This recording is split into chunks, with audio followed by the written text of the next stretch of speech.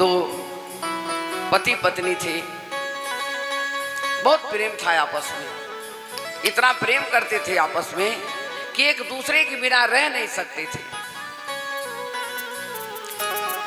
पर पतिदेव जो थे ना महाकंजूस थे, पत्नी धार्मिक थी, वो भी धार्मिक थे, वो भी भगवान भोले की बहुत बड़ी भक्त थे, बहुत भक्ति करते थे।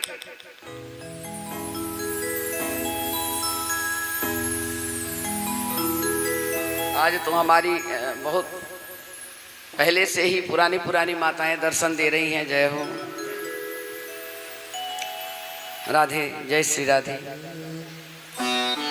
प्रभु तो कहने लगी कि सुनो जी, एक बात, मेरी बात सुनोगे? बोले क्या? पर एक दिन जरा गंगा स्नान करने चले जाइए। आप इतनी भक्ति करते हो, कभी जल नहीं चढ़ाते हो, कभी पूजा नहीं करते हो और कहते हो मैं भगवान को बहुत मानता हूं। अरे तू तो भगवान कैसी बात करे, मैं रोज भगवान शिव जी की पूजा करता हूं, तुम कहती हो कि मैं धर्म नहीं करता। बोली ऐसे भी धर्म क्या है, एक छता में एक अधेला तक किसी को नहीं आप देते हैं, ना गंगा स्नान करने जाते हैं। गंगा स्नान करने चले जाइए। पत्नी बड़ी धार्मिक थी, पति से कहती है कि गंगा स्नान करने चले जाइए। गंगा स्नान करने नहीं गए, भेजती है, पूर्णिमा का दिन है, कार्तिक की पूर्णिमा है, जरा गंगा जी स्नान करने चले जाओ। तो कहते क्या है, जब जाएंगे तो वहां भी एक अधेला देना पड़ेगा मुझे। महाकंजूस। अब वो मंदिर में लेके गए, बहुत कहने से अभी तो गंगा स्नान बीच में ही छूट गया। एक दिन कहने लगी कि अरे इतने दिन से इस संदूक में चांदी का सिक्का पड़ा हुआ है, हम दोनों मर जाएंगे, औलाद नहीं है, तो ले जा करके जरा मंदिर में भगवान को चढ़ा दो। तो ले करके आते हैं चढ़ाने के लिए, तो हाथ में लिए हैं, लाइन लगी है, लंबी लाइन, और हाथ में सिक्का चांदी का है वो, और बड़ी लंबी लाइन लगी। सिक्का देखें, ओहो इतने दिन से तुझे संभाल के रखा था, यार तू मुझसे दूर हो जाएगा। फिर बंद कर ले मुट्ठी, फिर चले, फिर लाइन।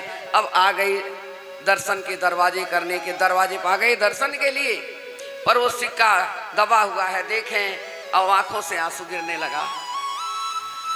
पंडित जी कहने लगे जीवन भर मेरी माता की कमाई थी, उनका राजपाट उन्होंने मुझे दे के गया, यही एक चांदी का सिक्का बचा हुआ था, ले आज भी चला जाएगा तो मैं तो निर्धन हो जाऊंगा। तरीके कैसे कैसे हो।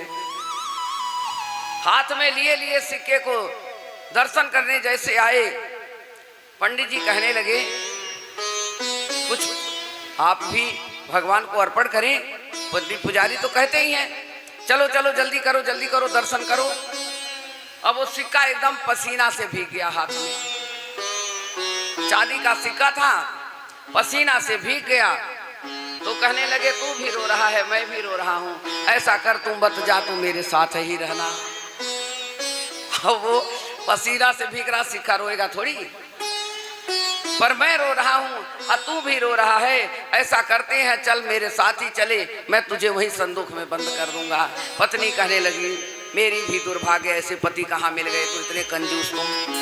वहां से वो वापस चले आए, बोले ये रोने लगा तो मैं भी रो रहा था, वापस ले आया। जबरदस्ती भेजती हैं गंगा जी के किनारे, दर्शन करने जाते हैं, कहते हैं देखो वहां पर जाएंगे तो खर्चा होगा, तो ऐसा करो कि मुझे कुछ खाने पीने के लिए सत्तू वत्तू बांध दो और मैं चला जाऊं, और गाड़ी मोटर करेंगे तो पैसे लगेंगे, तो हम पैदल ही चले जाएंगे, कोई बात नहीं। 4 दिन में पहुंचे गंगा जी के हरिद्वार किनारे। अब हरिद्वार चले तो गए, जब हरिद्वार चले गए तो कहने लगे अगर यहाँ मैं स्नान करूंगा तो यहाँ भिक्षा मांगने वाला कोई ना कोई जरूर आ जाएगा, ऐसे जगह पर जाओ जहाँ कोई ब्राह्मण ही ना हो। भक्त भी थे वो, शिव जी के बहुत बड़े भक्त थे। ढूंढते ढूंढते किनारे कहाँ गए, शमशान भूमि पे चले गए। शमशान भूमि पे यहाँ कोई दिखाई नहीं दे रहा है, यहीं हम डुबकी लगा लेते हैं और भगवान यहीं से डुबकी लगा के चला जाऊंगा, मेरा 1 रुपया भी नहीं लगेगा खर्चा। डुबकी लगाने लगे, जैसे डुबकी लगा करके ऊंचे होते हैं वैसे क्या होता है, एक भिक्षुक ब्राह्मण खड़ा मिल जाता है वहां पर। बोले अब नहीं तो अब ये कहाँ से आ गया, अभी तक तो ये था नहीं, ये ब्राह्मण कहाँ से आ गया। 2-3 डुबकी लगाए कि अभी ये चला जाएगा, लेकिन क्यों जाएंगे, वो तो लेने आए थे। देखते हैं तो बाहर आते हैं, वो एक ही धोती लपेट लिए, एक धोती को निचोड़ करके वही अपना सुखा लेते, वही पहन लेते। इतना बड़ा कंजूस ब्राह्मण देवता। तो जो ब्राह्मण थे बोले भाई आप स्नान करने आए हो, मुझे कुछ भिक्षाम देही, भिक्षाम देही 3 बार बोले। तीसरी बार भिक्षाम देही कहने लगे, अरे मैं तो कुछ ले ही नहीं आया हूँ, तो बताओ मैं तुमको क्या दे दूंगा। तो कहते हैं कोई बात नहीं, नहीं लेके आए हो तो जैसे कहो वैसे हम कर लेंगे। बोले क्या कहना है, मैं तो अपने घर जा रहा हूँ, कभी आ जाना घर पर ले जाना। देखिए घर पर बुला लिए पंडित जी, और ब्राह्मण मांगने वाला भी ऐसा था कि वो घर भी पहुंच गया। अब घर पहुंच गया तो कहने लगा, वहां भी बजाए डमरू और शंख बजाए, शंख बजा के कहते हैं भिक्षाम देही, भिक्षाम देही। पत्नी बाहर आती है उनकी, कहने लगे पंडित जी नंबर पता दे के गए थे कि आ जाना घर पे ले जाना, तो मैं लेने आया हूँ। दान कोई कह दे देने के लिए तो दान न दो तो दोष लगता है, चाहे थोड़ा ही दे दो, नहीं अपना संकल्प है थोड़ा ही दो देना चाहिए। तो मैं दान लेने आया हूँ। जाके कहती है कि एक ब्राह्मण आए हैं गंगा जी के किनारे, किसी को कह के आए थे कि घर पर आ जाना, भिक्षा ले जाना, वहीं तुम्हें एक अधेला मिल जाएगा। कहने लगी यहाँ भी आ गया, ऐसा तो मैंने नहीं देखा इस ब्राह्मण को, यहाँ मांगने आ गया। जाके कह दे वो ससुराल चले गए। आके कहती है क्यों झूठ बोलते हो, घर में पड़े हो, मुझे भी झूठ बुलवाते हो कि ससुराल चले गए। तुम ससुराल में तो गए नहीं, यहीं पर हो, अब तो कह दे जा ससुराल चले गए।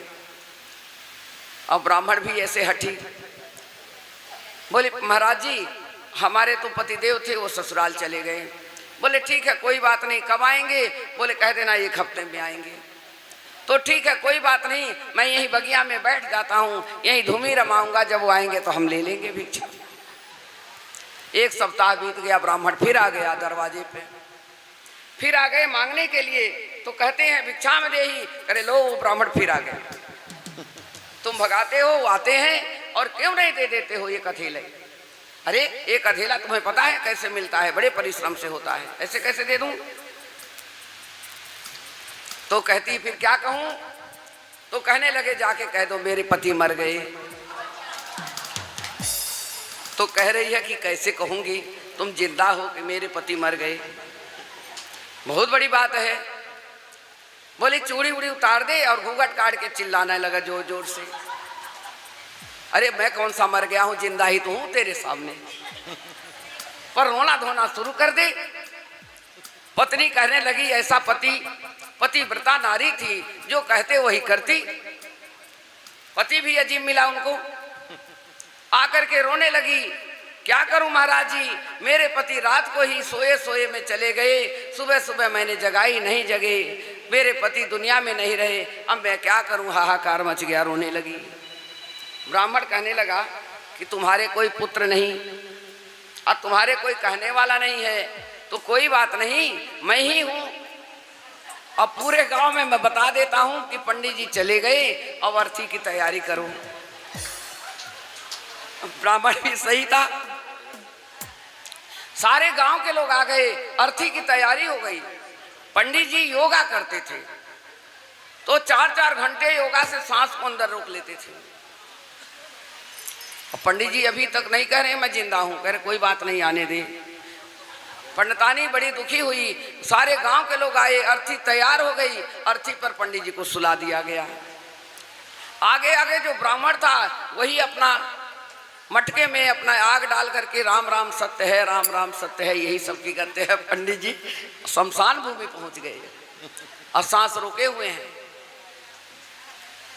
शमशान भूमि पर चले गए, सब कुछ हो गया, अर्थी पर लिटा दिए। भगवान को लगा कि ये तो मर जाएगा, बहुत बड़ा पाप लगेगा हमें, इसकी तो उम्र है अभी,